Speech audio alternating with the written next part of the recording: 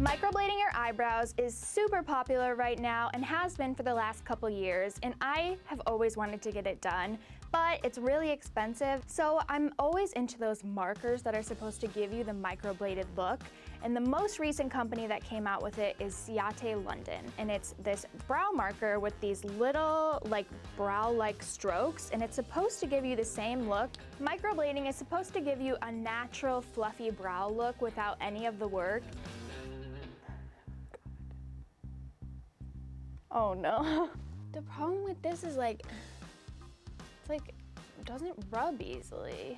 If I make a mistake, I can't blend it out. It dries so fast.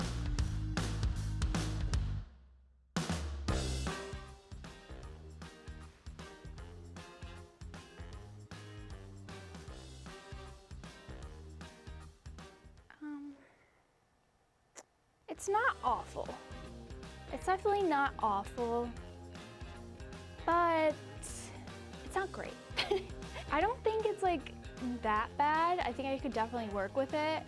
The thing that really bothers me, I think it looks good if I could fix it, and I can't fix it because it dries so fast that I can't blend it out like I could a normal brow product. I'm not as mad at it as I was in the beginning with the first brow.